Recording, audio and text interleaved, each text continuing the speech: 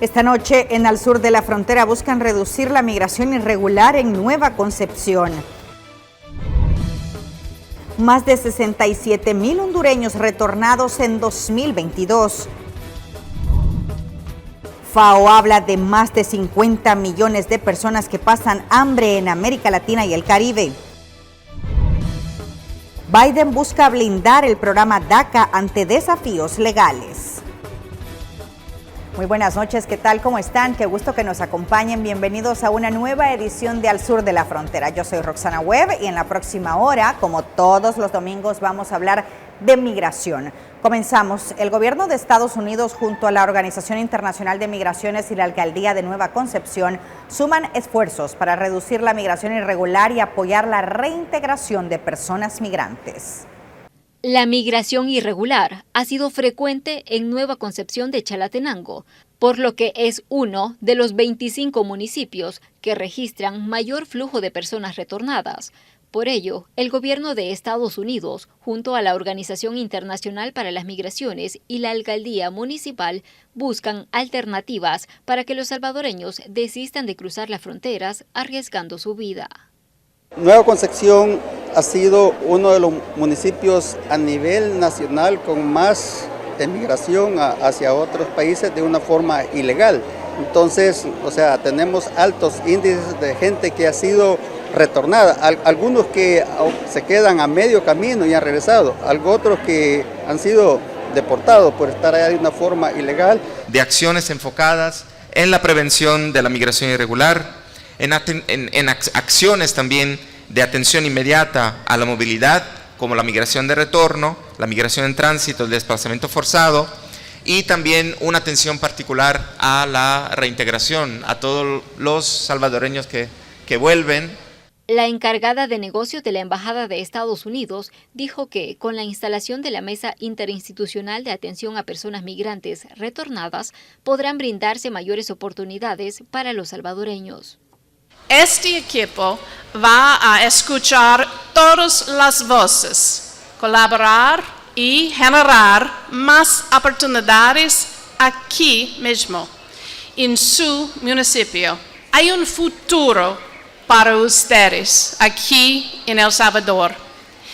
Y el gobierno de los Estados Unidos está comprometido a seguir trabajando con socios locales para crear un país donde cada persona puede decir con orgullo, de aquí soy. Ya que los habitantes dicen que la necesidad y la falta de oportunidades han sido las principales causas por las que algunas personas decidieron dejar su país de origen. Aquí en el municipio la mayoría de la juventud inmigra, porque para tener una mejor vida, pues una mejor condición económica. Eso es lo que busca el joven. El joven lo que hace es saliendo de su bachillerato, y la familia opta por que se vaya para el extranjero, pues para que tengan una mejor vida. Yo le recomendaría a todos los salvadoreños que en vez de que estén emigrando niños, adultos, estemos arriesgando nuestra vida, pues por eso creo que el gobierno los está dando la oportunidad con el Ministerio de Relaciones Exteriores, que ellos lo atienden muy bien a uno y pues los están dando la oportunidad para que nosotros no emigremos. Las autoridades esperan que si alguien decide salir del país, lo haga por la vía legal, a través de programas de migración laboral, para hacerlo de una forma ordenada y segura. Con imágenes de Ricardo Tobar, un reporte de Iliana Leiva para la Red Salvadoreña de Medios. 8 de cada 10 migrantes buscan llegar a Estados Unidos de forma ilegal por el tema económico. Una encuesta lo refleja en el caso, en su mayoría, de guatemaltecos. En Guatemala, 8 de cada 10 buscan migrar por razones económicas, pero al ser deportados, más de un 80% ha dejado familia en Estados Unidos. La primera es que la mayor parte de nuestros encuestados, el 81% de ellos, emigró a los Estados Unidos por razones económicas. Y esto es ya algo que no inventamos ni descubrimos nosotros el agua azucarada. Las personas en Centroamérica, pero en especial en Guatemala, migran por razones económicas. Un poquito menos en el caso de El Salvador y de Honduras. que es más que todo por violencia, en el caso de El Salvador y Honduras. La segunda cosa es que la mayoría de los migrantes que fueron deportados ya estaban comenzando a integrarse un poquito. Por ejemplo, el 81% de las personas que pasaron por lo menos un año en Estados Unidos nos dijeron que habían dejado atrás familiares cercanos, como por ejemplo el 12% de ellos dejó un esposo o esposa, el 22% de ellos dejó un hijo o una hija, y el 15% de ellos reportó haber dejado ya bienes o activos en Estados Unidos por un valor promedio de $42,000. Estamos hablando, por ejemplo, de casas, de carros, personas que habían empezado un negocio pequeño, etcétera.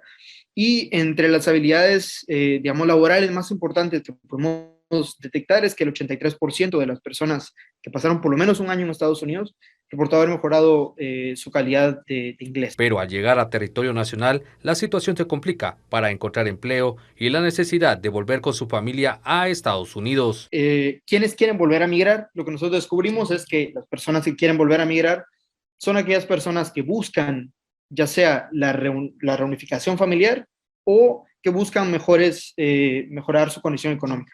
Estos resultados que les estoy enseñando ahorita son las respuestas que nos dieron las personas deportadas justo en el momento de haber llegado a Guatemala, justo en el momento de salir del aeropuerto. Lo que vemos es que, por ejemplo, aquellas personas que tienen familia en los Estados Unidos tienen más o menos un 15% más de probabilidad de querer decir que van a volver a regresar a los Estados Unidos en los siguientes 12 meses. Luego preguntamos esto mismo un mes y entre 3 y 6 meses después de haber llegado a Guatemala, y lo que nos encontramos es que probablemente las personas que no respondieron a nuestra encuesta es porque ya habían regresado a Estados Unidos, y entonces tiene sentido lo que estamos viendo acá. Y los coyotes dan información falsa sobre las posibilidades en la frontera, según las autoridades guatemaltecas. Llevar a un niño garantiza el pase de ingreso directo a los Estados Unidos. Esto lo han indicado los coyotes a los grupos de migrantes guatemaltecos, lo cual es falso, señalan autoridades de Conamigua. Efectivamente, hemos identificado, haciendo los análisis correspondientes en las dinámicas migratorias, que la migración de niños, niñas y adolescentes sigue registrando índices altos debido a una serie de factores de expulsión y de atracción. Dentro de los factores de atracción, algunas familias tienen un vago conocimiento de algunos programas que podrían beneficiar a niños, niñas y adolescentes, ya estando en manos de la patrulla fronteriza, pero esto de alguna manera también representa que los niños, niñas y adolescentes tienen que realizar una parte de este proceso de la ruta migratoria en condiciones de alta vulnerabilidad y riesgo, sobre todo porque se recurre a la migración irregular, eventualmente también se recurre a traficantes de personas, y esto pues eleva la condición de riesgo. Más de 1,000 niños indocumentados en edad escolar han llegado a Nueva York desde el pasado mes de mayo, y a una semana de que inicien las clases, el sistema escolar más grande de Estados Unidos se prepara para el reto de brindarles educación en un idioma que desconocen. El distrito escolar más grande del país se prepara para el inicio de clases este próximo 8 de septiembre, luego de 2 años de complicaciones por la pandemia y con un reto sin precedentes: recibir a más de 1,000 niños migrantes indocumentados que han venido llegando a la ciudad desde el pasado mes de mayo, pero según activistas no tienen suficiente personal bilingüe. Un problema que estamos viendo ahora es que no hay suficiente personal que habla español o que habla el lenguaje que hablan las familias. Entonces, recientemente el Departamento de Educación va a contratar a coordinadores que trabajan en los refugios para ayudar a las familias, pero cuando sacaron el post para el trabajo, no tiene nada que requiere que esa persona tiene que hablar español. La alcaldía anunció el programa Brazos Abiertos para ayudarlos con la transición al sistema escolar y justamente con la barrera del idioma, mientras que una ley federal les da protecciones para matricularse sin la documentación de rigor y recibir fondos para ayudas escolares, como el caso de este padre migrante que ya tiene cupo para su hija. No hay que comprarle nada, sino que es mientras nos entregan los útiles, porque los útiles se los entrega la escuela como tal. ¿Qué te van a entregar en la escuela? ¿Qué les van a ayudar en la escuela? ¿Con qué, digamos? Todo, con el uniforme, con los materiales. Nos dijeron que me van a entregar como una computadora, un libro. Otras organizaciones como Caridades Católicas ofrecen becas en escuelas religiosas, pero enseñar las bases del idioma inglés a los padres recién llegados parece inalcanzable. Es complicado para las familias recibir un programa de duolenguaje. Muchas familias tienen que matricularse y de ahí ser identificadas, y después de eso tienen que ser un transferido. Y pese al cambio de gobierno, Honduras registra alarmantes cifras de personas retornadas en su territorio. Estudios demuestran que ya son más de 67,000 las personas que han sido retornadas por las autoridades fronterizas mientras migraban de manera irregular. La cifra de hondureños deportados desde México y Estados Unidos llegó a 67,135 en lo que va de 2022, un 52,4% más de la registrada en el mismo lapso de 2021, según cifras del Instituto Nacional de Migración. La deportación desde Estados Unidos a Honduras pasó de 3,696 en 2021 a 30,849 en 2022, con un 734,6% de incremento, mientras que los retornados desde México el año pasado fueron 35,337 y este año 33,869, lo que supone una disminución del 4,1%. El aumento en la deportación de hondureños refleja que cada vez son más las personas que tratan de llegar de manera irregular hacia Estados Unidos en busca de mejores condiciones de vida. Cada año miles de personas, incluyendo menores de edad procedentes de Honduras, intentan emigrar, también huyendo de situaciones como la violencia y la pobreza, dos de los principales flagelos que afectan al país. Además, contarles que médicos que de manera voluntaria atienden en Nueva York dicen que algunos de los inmigrantes indocumentados proceden de Texas llegan enfermos con COVID-19 luego de permanecer en autobuses en un recorrido de un promedio de 30 horas. Llegan enfermos y muchos dicen que no han comido en días.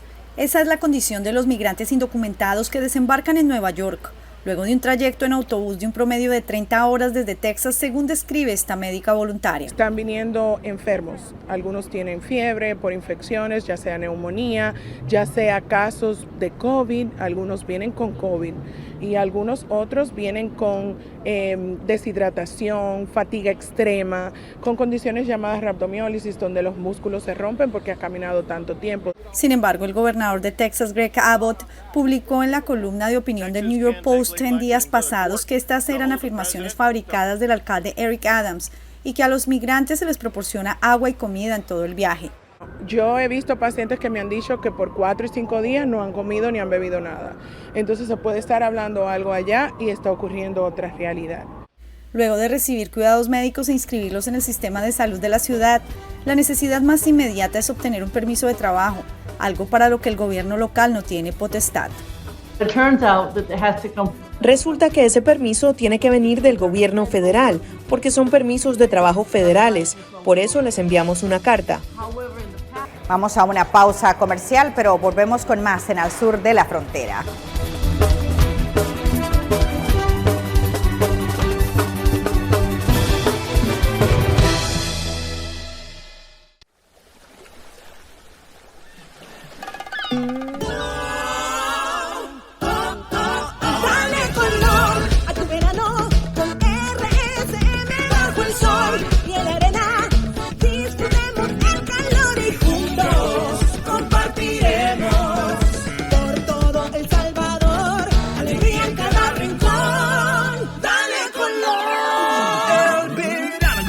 Empieza a vivir, chicos y grandes se ven sonreír, vamos todos para la playa, RCM nos acompaña, con mis amigos de fiesta yo estaré, a mi familia y vecinos invitaré, de color vamos a pintar, este verano hasta reventar.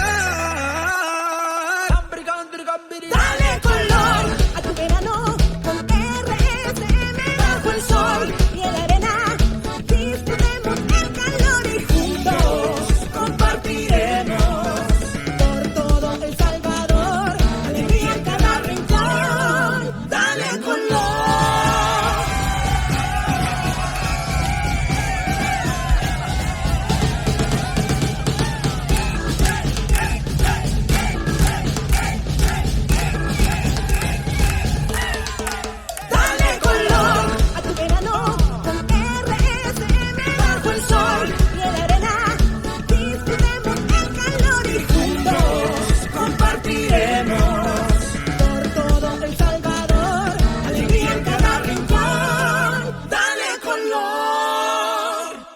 Somos RSM, Red Salvadoreña de Medios.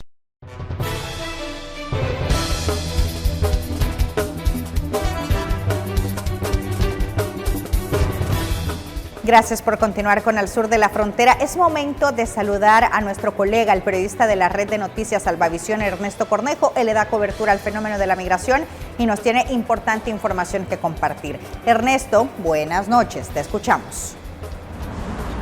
Así es, buenas noches Roxana, saludos a la audiencia de Al Sur de la Frontera hasta El Salvador, de día todavía acá en el condado de Los Ángeles, California, y en efecto le tenemos información que ha ocurrido en los últimos días en los Estados Unidos en relación a la situación migratoria y sus aristas. Iniciamos de inmediato con los detalles, y es que en el marco del Día Internacional de la Asistencia Humanitaria, acá en el condado angelino se llevó a cabo el reconocimiento para los miembros de las diferentes organizaciones sociales que constantemente están trabajando con este sector de la sociedad, tanto acá en la Unión Americana como también los que vienen en tránsito. Más detalles se los presento en la siguiente nota. Con cuidado, Nelson. Sí, despacio, despacio. Bajo los imponentes rayos del sol y temperaturas extremas, los miembros de las diferentes organizaciones sociales que apoyan a los migrantes realizan recorridos en el desierto de Arizona. Todo con el fin de colocar en lugares estratégicos garrafas de agua, comida enlatada e insumos de primeros auxilios. Labor que fue reconocida en el marco del Día Mundial de la Asistencia Humanitaria.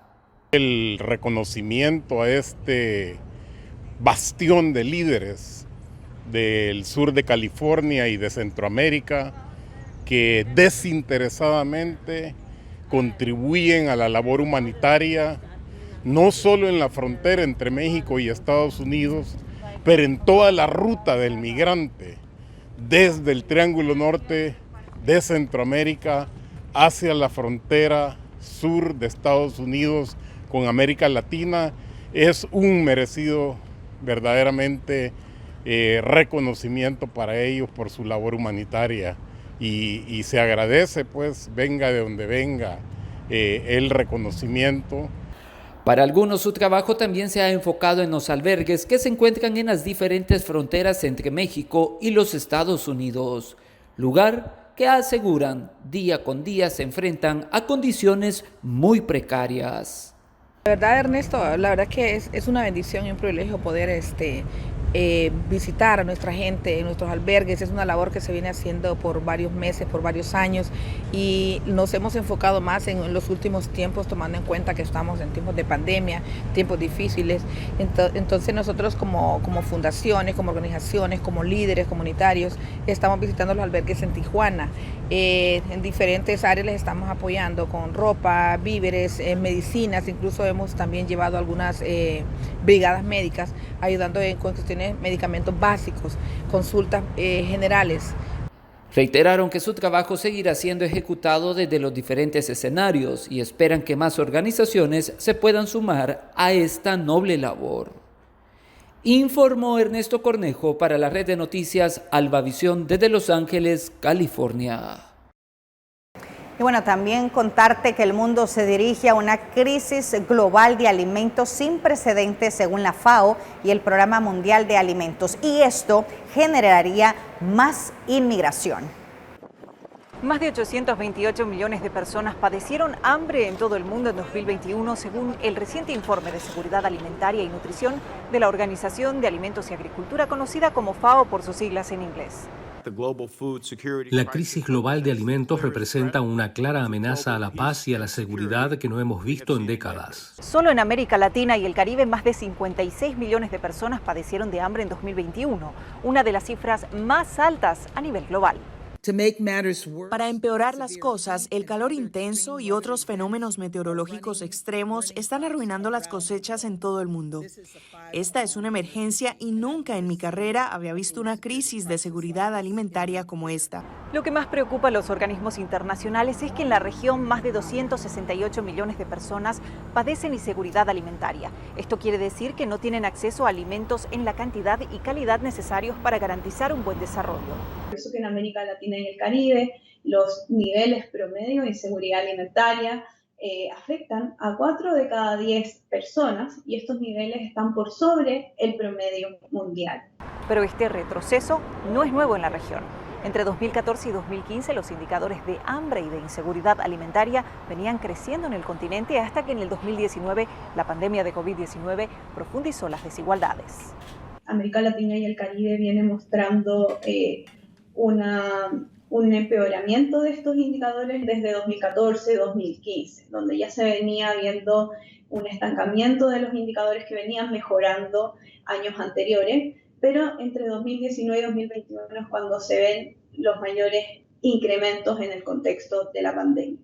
Una situación que enciende las alarmas atendiendo la brecha de género que existe en la región, donde el hambre y la inseguridad alimentaria afectan de manera desproporcional a las mujeres y a los niños.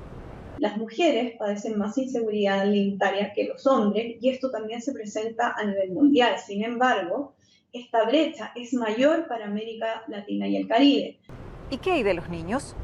Según el último reporte de la FAO, en 2020 unos 149 millones de niños menores de 5 años manifestaban retraso del crecimiento, uno de los tantos indicadores de hambre e inseguridad alimentaria entre los menores.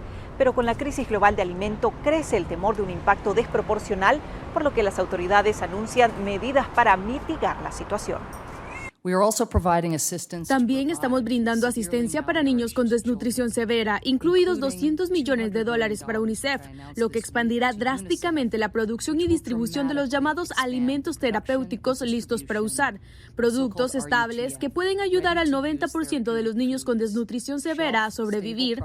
Para entender esta crisis global, ¿cuáles son los factores que propiciaron este escenario de acuerdo con expertos? La desaceleración económica como consecuencia de la pandemia de COVID-19, situación que profundizó las desigualdades y llevó a que muchas familias pierdan sus fuentes de ingreso. Además, los fenómenos climáticos que causaron sequías, olas de calor e incendios que destruyeron grandes extensiones de cultivo en todo el mundo. Y finalmente, la invasión de Rusia a Ucrania, uno de los mayores productores de granos y trigo, lo que generó desabastecimiento de alimentos. Además, el alto costo de los combustibles como consecuencia de la guerra disparó el precio de los alimentos. Ante este panorama, ¿qué están haciendo Estados Unidos y la comunidad internacional para atender a esta crisis? Este es el tipo de problema que ninguna nación puede resolver por sí sola. Es el tipo de problema que requiere una cooperación multilateral, seria y sostenida. La Agencia de Estados Unidos para el Desarrollo, USAID, anunció más de $11.000 millones en inversión destinados a atender la crisis alimentaria mundial, de los cuales $5.700 millones estarán destinados al Programa Mundial de Alimentos para mitigar el impacto de esta crisis.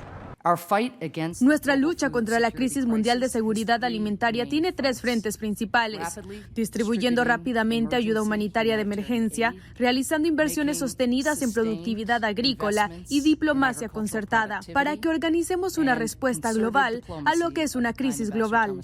Aunque en una reciente audiencia en la Comisión de Exteriores del Senado de Estados Unidos advirtieron sobre un panorama crítico de disponibilidad de alimentos a futuro, este calor está afectando a los agricultores en los Estados Unidos, está afectando el Cuerno de África, África Occidental, África Oriental y todos los lugares del mundo, por lo que es muy posible que tengamos un problema de disponibilidad de alimentos el próximo año.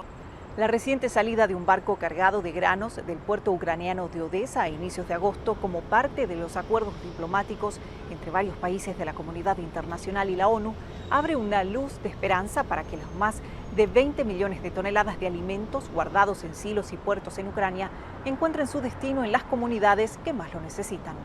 Belén Mora, Voz de América, Washington.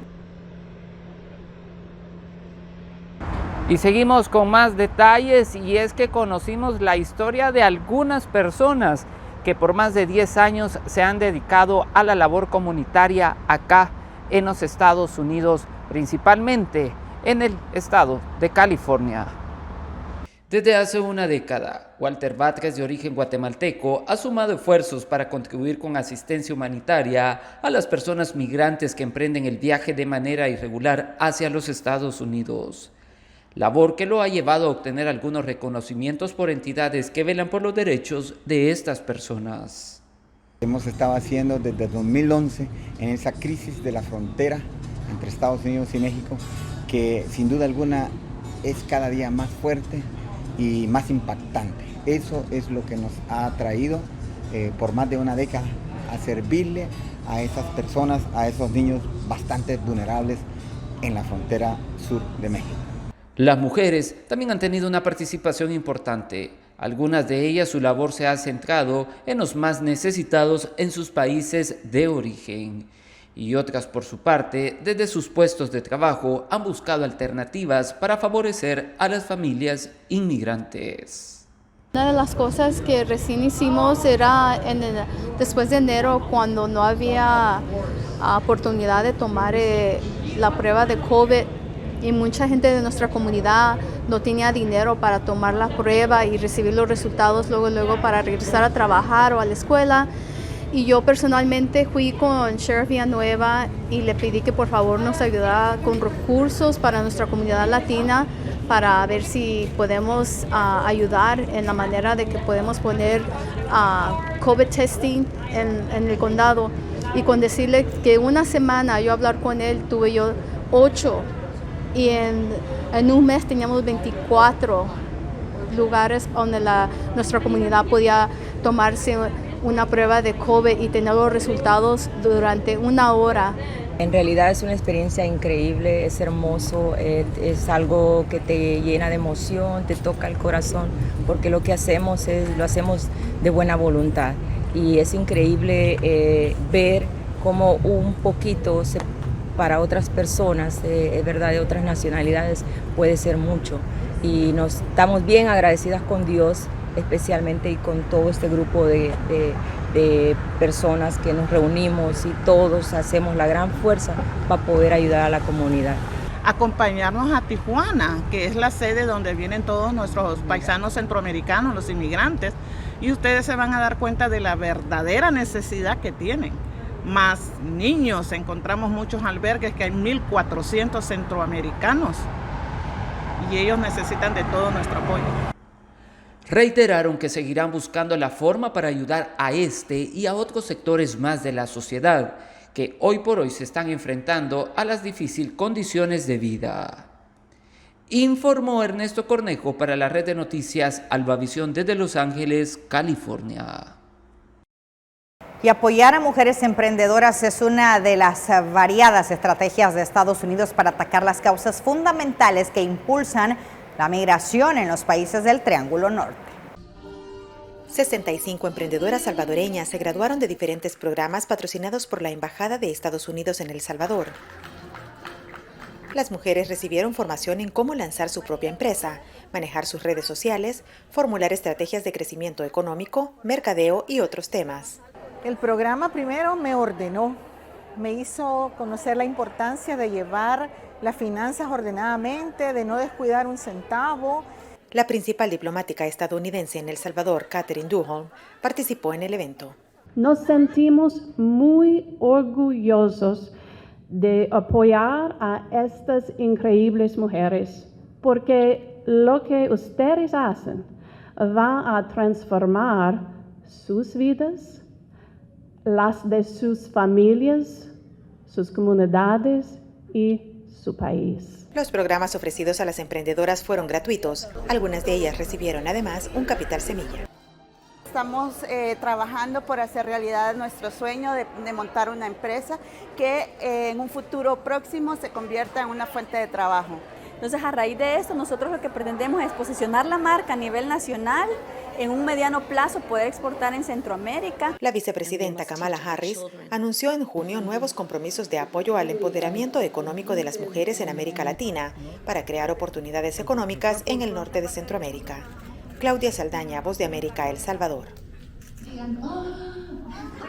De acuerdo a los recientes estudios, el sur de los Estados Unidos se ha establecido una fuerte cantidad de latinos, principalmente de los países centroamericanos. Y es que en el marco del mes de la hispanidad, las representaciones diplomáticas de Guatemala organizaron el 6º Festival Chapín acá, en Los Ángeles, California.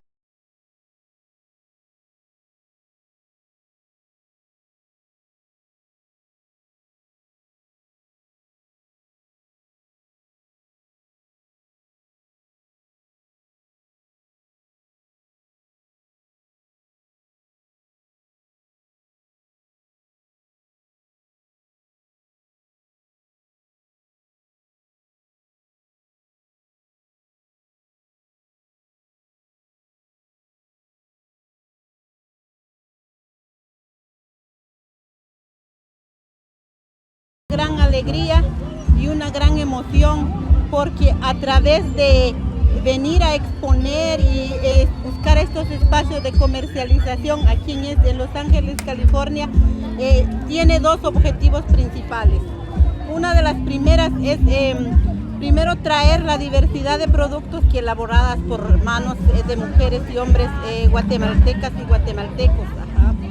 Y el otro es cómo venir y generar ese recurso económico para contribuir generando empleos, buscando la oportunidad de generar ingresos de las familias, porque recordemos que nuestra Guatemala se identifica por una diversidad, porque somos un país multicultural, diversas culturas, multilingüe, hablamos diferentes idiomas. Dulces típicos, puestos de venta de comidas tradicionales y bienes y servicios, así como juegos mecánicos, pudieron disfrutar los asistentes. 35 años viviendo acá, pero no me olvido de mis raíces, no me olvido de la ciudad que me vio nacer. Yo soy de Mazatenango, Suchitepeque, Guatemala, Centroamérica. Y agradezco a Dios esta oportunidad de estar aquí en este festival donde miramos diversidad de ropa, de trajes típicos, la comida y recordamos nuestro país con mucho amor. La verdad, primera vez que estamos aquí, todo está como las raíces, encontrarnos con algo que hemos dejado mucho tiempo allá. Todo muy bonito, la verdad. Por su parte, las autoridades diplomáticas del país centroamericano destacaron la importancia de este tipo de actividades. Este es un esfuerzo de empresas grandes, pequeñas, chicas, que no solo locales, sino que también de algunas empresas guatemaltecas que han venido acá, se han acercado a Los Ángeles con la comunidad precisamente para reconocer el esfuerzo de nuestros héroes que viven fuera de la patria y a los que nosotros pues queremos dar un mensaje el día de hoy de acercamiento, de solidaridad, ¿verdad? Y de reconocimiento por ese esfuerzo que hacen todos los días por el bienestar de su... La dedicación y la entrega a la comunidad también fue premiada. De pandemia estuve ayudando lo que es en ir a dejar comida, tanto a las personas de la tercera edad, homeless, he apoyado un montón de gente, como le digo, a la gente latina en general. Aparte, en lo personal también he destacado en lo que es la actuación acá, una carrera súper importante y difícil como guatemalteco. Orgullosa de mi gran marido, especialmente porque pues él le ha hecho todo sin pensarlo dos veces, cuando él estaba muy delicado también porque no tenía trabajo, pero él más sin embargo junto con sus amigos colaboraron para poder entregar comida a la comunidad más necesitada. Se espera que este tipo de actividades se puedan extender a otros estados de los Estados Unidos. Informó Ernesto Cornejo para la red de noticias Albavisión desde Los Ángeles, California. Bueno, Roxana y amigos televidentes, es parte de la información que les tenemos desde acá, desde los Estados Unidos. La invitación está hecha para que nos pueda sintonizar el próximo fin de semana en un nuevo programa de Al Sur de la Frontera, donde les estaremos presentando los casos e historias de aquellas personas que han decidido dejar sus países de origen en búsqueda de mejores oportunidades acá en los Estados Unidos. Con esto retorno la señal hasta los estudios principales. Desde ya, feliz inicio de semana. Informó para la red de noticias Albavisión, Ernesto Cornejo. Gracias, Ernesto, por tus reportes. Nosotros así vamos a una nueva pausa comercial. Ya volvemos con más de Al Sur de la Frontera.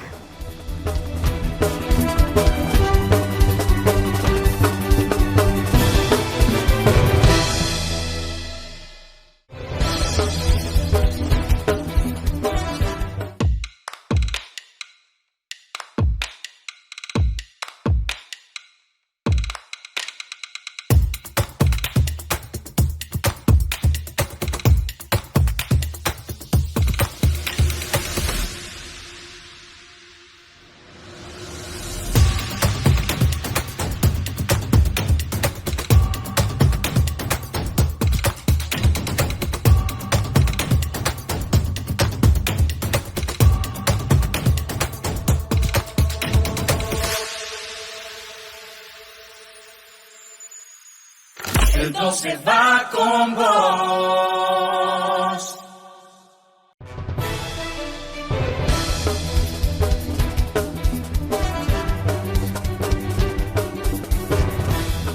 Gracias por continuar con nosotros. Ahora vamos a hablar del programa Quédate en México. Vamos a poner en contexto el llamado MPP. Veamos. En el programa Quédate en México, las personas que ingresaron a Estados Unidos sin importar cómo entraron y las que demuestren un interés en pedir asilo deberán esperar en dicho país todo el proceso que una corte de inmigración estadounidense establezca. En diciembre de 2018, la administración del expresidente Donald Trump anunció la creación de un nuevo programa llamado Protocolos de Protección para Migrantes, MPP, denominado como el programa Quédate en México, el cual entró en vigencia en enero de 2019 y se usó para enviar de regreso a esta nación a casi 65,000 migrantes, antes de que fuera suspendido y terminado por el presidente Joe Biden. En agosto de 2021, un tribunal federal de Texas ordenó al Departamento de Seguridad Nacional restablecer el programa. Fue en diciembre de ese año que la administración de Biden restableció formalmente el MPP y comenzó a enviar personas de regreso a México. Bajo el programa, las personas que llegan a la frontera sur y solicitan asilo, ya sea en un puesto de entrada o después de cruzar la frontera, reciben avisos para comparecer ante la Corte de Inmigración y son enviados de regreso a México. Se les indica que regresen a un puerto de entrada en una fecha y hora específicas para su próxima audiencia en la Corte. Sin embargo, la experiencia con la primera iteración del MPP mostró que el programa no brindó el debido proceso a los migrantes. Las tasas de representación de las casi 65,000 personas sujetas al programa fueron extremadamente bajas. Los datos sugieren que un porcentaje bajo de las personas sujetas al primer programa lograron contratar a un abogado. La falta de un experto en leyes combinada con el peligro y la inseguridad que enfrentan las personas en las ciudades fronterizas hizo casi imposible que cualquier persona sujeta al MPP pudiera obtener asilo. Para diciembre de 2020, de los 42 casos de MPP que se habían inscrito al programa, solo 521 personas recibieron alivio en la Corte de Inmigración. En marzo de 2020, en respuesta a la pandemia de COVID-19, todas las audiencias pendientes se suspendieron temporalmente y luego de manera indefinida. Esta decisión dejó a decenas de miles de personas en México, esperando sus audiencias en un estado de limbo. En la campaña electoral, el presidente Biden prometió acabar con el MPP. En ese sentido, el pasado 30 de junio, la Suprema Corte de Estados Unidos dio luz verde a la administración Biden para terminar de forma definitiva con el programa migratorio. Muchos ven la suspensión de este programa como una oportunidad, ya que no estarán expuestos a múltiples peligros durante la espera de sus audiencias, con la esperanza de que por lo menos se reduzca la violación de derechos humanos que provocó este programa. Para el sur de la frontera reportó Rigan Rodríguez. Y la reciente decisión del Tribunal Supremo de los Estados Unidos de anular el programa migratorio MPP abre la puerta a que el gobierno estadounidense decida ahora qué pasará con aquellos casos de asilo que ya están siendo procesados y el futuro de aquellos migrantes que aguardan en territorio mexicano. Hola amigos de Panorama. En el capítulo de hoy vamos a hablar de las consecuencias de la decisión de la Corte Suprema de anular el programa migratorio MPP, o mejor conocido como Quédate en México. Estamos aquí en el puerto de entrada de San Isidro, uno de los primeros en implantar la política migratoria del MPP bajo la administración del expresidente Donald Trump. En 2018, el gobierno del exmandatario anunció que Estados Unidos había comunicado a México que las personas que entraran ilegalmente en el país o que entraran sin la documentación adecuada y pidieran asilo serían enviadas a México para que esperaran la resolución de sus trámites migratorios en Estados Unidos. De acuerdo con el Departamento de Seguridad Nacional, los migrantes primero serían devueltos a México, luego se les notificaría para que comparecieran ante un tribunal y después se les permitiría ingresar al país para acudir a la audiencia. Aquí hemos hablado con varias personas para saber de primera mano su opinión sobre la última decisión de la Corte Suprema que afecta a puertos de entrada como este de San Isidro.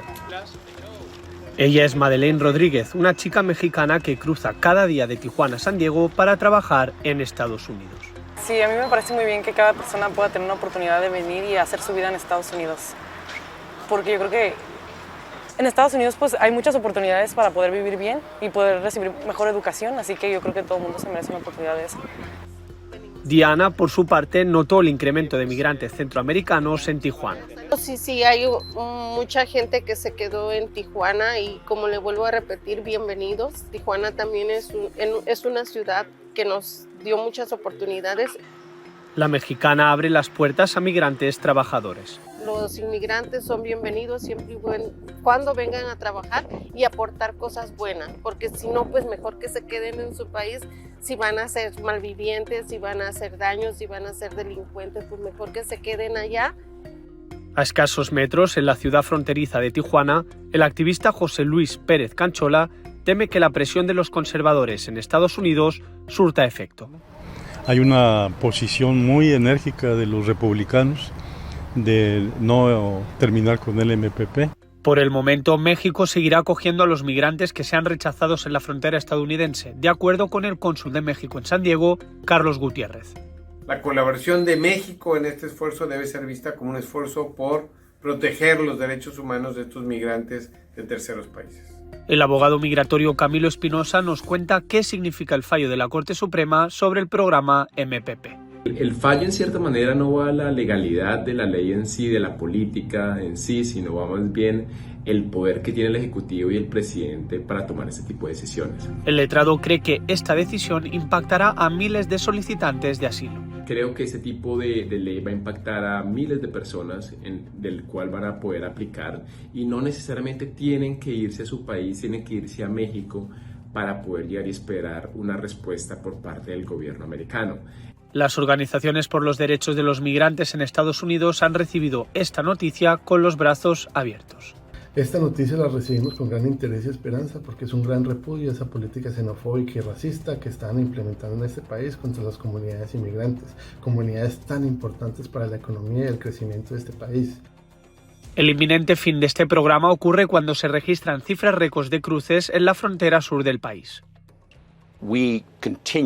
Seguimos advirtiendo a las personas que no hagan el peligroso viaje. Estamos haciendo cumplir nuestras leyes y estamos trabajando con países del sur, incluido nuestro aliado cercano México, también con Guatemala, Honduras, Panamá, Costa Rica, Colombia, para abordar realmente la migración que hay en todo el hemisferio occidental. ¡Salimos de la dictadura de Maduro! Los republicanos ya han alertado, de hecho, que este fallo puede llevar a un incremento sustancial en el número de personas que crucen irregularmente la frontera. Y esta nueva situación del MPP será una política de puertas abiertas. Saludamos a nuestros colegas de Guatemala que nos tienen un análisis al respecto. Así es, amigos de Al Sur de la Frontera. Recientemente se ha informado por parte de las autoridades de que el programa Quédate en México, implementado por Donald Trump, puede ser derogado por parte del actual presidente de los Estados Unidos, Joe Biden. En este sentido, el protocolo de protección al migrante podría dar un plazo para que los migrantes puedan solicitar nuevamente asilo en el país del norte. Sin embargo, ¿será esta una política abierta para los migrantes? Yo me encuentro con un experto en el tema. Para ello yo me comunico con el licenciado Jair Dabroy, quien nos dará detalles al respecto. Bien, pues no es una política de puertas abiertas, hay que aclararlo. Lo que estamos viendo es una posición muy propia de Biden y muy propia del Partido Demócrata en cuanto a poder, digamos, volver menos tensa la relación en el tema migrante, porque habían unas expectativas muy altas de cara a la elección del presidente Biden. Y obviamente cuando se le dio continuidad a una serie de políticas del presidente Donald Trump, pues se percibe que no han existido cambios drásticos dentro de la política migratoria estadounidense. Lo que implica el hecho de que se pueda cancelar el programa Quédate en México es que las personas que soliciten asilo en Estados Unidos puedan continuar su proceso de solicitud de asilo en Estados Unidos, ya no regresarlos a territorio mexicano, donde muchas veces era mucho más factible que se dieran procesos de vulneración a sus derechos humanos. Entonces, para aclararle a todos los televidentes, no es una relajación en el tema del manejo migratorio por parte de las autoridades estadounidenses, es más una congruencia con la lógica del Partido Demócrata para abordar el tema migratorio, y recordemos también que regularmente Estados Unidos viene teniendo ejercicios políticos a través de elecciones de medio término, donde este tipo de situaciones suelen también ponerse en debate al momento de ejercer votos para cambios, por ejemplo, en el Congreso o en el Senado. Muchísimas gracias, licenciado. En este caso, este protocolo de protección al migrante que fue implementado por el presidente Donald Trump dejó o devolvió a México alrededor de 70,000 personas, entre ellos 15,000 guatemaltecos. Ahora vamos a responder a esta pregunta muy importante. ¿Y cuáles son las razones básicas para pedir asilo? El asilo es una forma de protección que permite permanecer en los Estados Unidos al ser perseguido por el país de origen debido a la raza, religión, nacionalidad, pertenencia a un grupo social en particular u opinión política. Según la ley de Estados Unidos, las personas que huyen de sus países pueden solicitar asilo. Si se les concede asilo, esto les brinda protección y el derecho a permanecer en los Estados Unidos. Las últimas medidas establecidas por la Casa Blanca para aligerar los atascos en las solicitudes de asilo en Estados Unidos entraron en vigor el 31 de mayo del año en curso. Ahora los inmigrantes que lleguen a la frontera de Estados Unidos tienen que demostrar miedo creíble. Los funcionarios de seguridad nacional y de los servicios de ciudadanía e inmigración considerarán la solicitud de asilo de las personas sujetas a deportación acelerada que establecen un temor de persecución o tortura durante su evaluación de temor creíble requerida. Los solicitantes que reciban una determinación negativa tienen la posibilidad de una revisión del caso. Tras la determinación positiva, esa fecha de expedición constituirá la fecha de solicitud de asilo y por tanto la entrevista de mérito para el asilo se llevará a cabo no antes de los 21 días ni después de los 45 días después de la determinada positiva de temor creíble. En caso de que el juez de inmigración determine no elegible a la persona, la misma podrá ser expulsada en el acto. El pasado mes de abril, la patrulla fronteriza anunció que había detenido al menos 234.088 encuentros con migrantes, lo que significó un aumento del 5.8% respecto al mes anterior. Vamos a una pausa comercial, ya regresamos.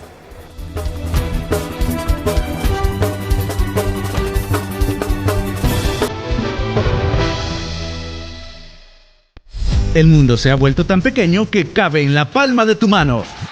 En la escuela RSM te ofrecemos las modalidades para lograrlo. Inscríbete y elige modalidad presencial o virtual para estudiar nuestros diplomados, posgrados y talleres con prácticas en set de televisión y cabina de radio reales. Tenemos los horarios, tenemos las herramientas. Tú tienes el talento. Que nada te detenga. Inscríbete ya en la Escuela de Comunicaciones RSM.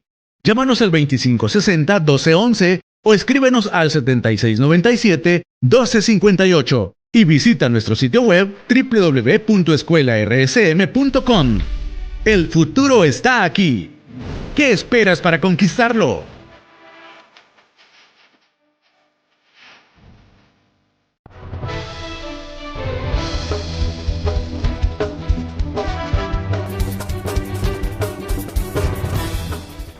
Seguimos con más. Falleció Gloria Paz, madre de Margie Paz, una de las migrantes que falleció en un tráiler en Texas. La joven habría emprendido la ruta migrante con el sueño de conquistar el suelo americano y poder pagar una operación a su progenitora, quien luchaba contra el cáncer. Sin embargo, a casi 2 meses de la tragedia de la joven, fue víctima, perdió la batalla en contra de esa enfermedad. Y la administración Biden anunció un nuevo reglamento para el programa de acción diferida para los llegados en la infancia, conocido como DACA por sus siglas en inglés. La medida busca proteger el programa de desafíos legales a los que ha estado expuesto en la última década. La medida reemplaza con una regulación federal el memorando original emitido en 2012 por la administración Obama. Según la Casa Blanca, para blindar el programa ante desafíos judiciales como los que ha enfrentado durante los últimos años. El futuro del programa está condicionado a la decisión de un tribunal de apelaciones en Luisiana, ante las demandas de varios estados gobernados por republicanos que lo consideran ilegal, entre ellos el estado de Texas. El programa, conocido por sus siglas DACA, ha permitido la estadía legal en el país de 800,000 personas que llegaron de manera irregular siendo niños. El único país que conocemos como nuestro hogar. Cristian Solano es uno de los beneficiarios y es vocero de la Alianza Nacional para Nuevos Estadounidenses. Esta nueva regulación sería como otra sobreprotección en caso de que el programa original de DACA fuera puesto en pausa por cortes. El activista, sin embargo, teme que DACA pueda ser derribado por una orden de la Corte Suprema y pone como referente la reciente derogación del derecho al aborto. Y si ellos están dispuestos de deshacerse con un precedente legal que tiene 50 años, en mi opinión, pues no creo que DACA vaya a tener tan buenas posibilidades de sobrevivir si se enfrenta a la Corte Suprema. El partido de gobierno apuesta por una medida legislativa que ofrezca un camino a la ciudadanía a estas personas, algo que algunos republicanos condicionan hasta que haya un compromiso para resguardar la frontera. Entonces está un poco en el aire a ver. El grupo de migrantes no tiene esperanzas de que eso ocurra este año, debido a la proximidad para las elecciones legislativas de noviembre, que podrían reconfigurar el poder en el Congreso. Jorge Agobián, Voz de América. Nueva York y Washington siguen recibiendo a migrantes indocumentados enviados desde Texas y Arizona. El flujo constante eleva la cifra a casi 8,000 migrantes, lo que ha agotado los recursos y la infraestructura caritativa de ambas ciudades. No, yo sí he escuchado que el gobernador de Texas es antimigrante, pues, que a él no le gustan los inmigrantes, que es una persona como Trump. Así, el venezolano Darío Maldonado describe su idea sobre Greg Abbott, gobernador republicano de Texas y responsable de que casi 8,000 migrantes estén copando la infraestructura caritativa de Washington y Nueva York. La situación llevó a la alcaldesa de Washington a solicitar la ayuda de la Guardia Nacional, la cual fue rechazada por segunda ocasión. Creo que fue un poco inesperado y muy decepcionante que esa fuera la forma en que fueron transportados. El Departamento de Justicia y el fiscal general tienen todas las razones para detener esta práctica. En ambas ciudades, organizaciones benéficas de servicio social e iglesias se han movilizado para procesar y apoyar a los recién llegados, ofreciendo refugio temporal, atención médica y a menudo un boleto a su próximo destino mientras esperan una fecha en la Corte de Inmigración. Hay personas que han tenido abortos espontáneos que han subido a los autobuses poco después. Es extremadamente difícil cuando los recibimos. También hemos tratado a personas que han sufrido abusos en su viaje, por lo que tratamos de conectarlos con los recursos adecuados. Hasta julio, desde que empezó en octubre el año fiscal en curso, la Oficina de Aduanas y Protección Fronteriza contabiliza que los venezolanos detenidos en la frontera han triplicado la cifra del 2021, mientras que la cifra total de inmigrantes ya está en camino a superar los 2 millones por primera vez en Estados Unidos. Diva Lizeth Cash, Voz de América, Washington. Y José Velázquez es un joven hondureño que ha sido reportado como desaparecido desde junio en California.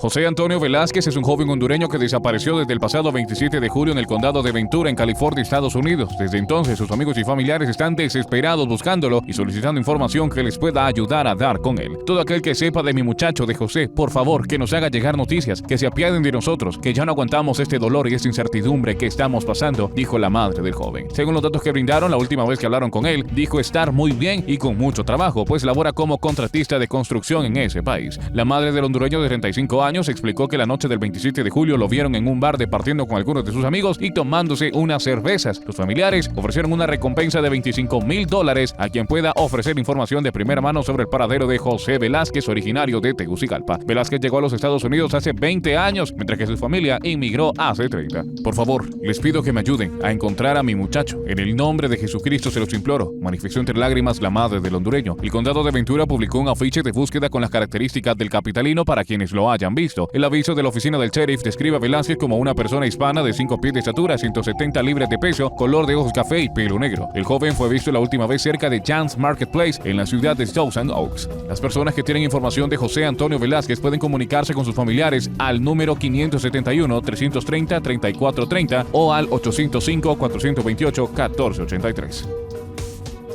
Nosotros así nos despedimos. Muchísimas gracias por habernos acompañado. Nos vemos todos los domingos a partir de las 8:30 de la noche por Canal 12. Yo soy Roxana Webb. Que pasen una buena noche.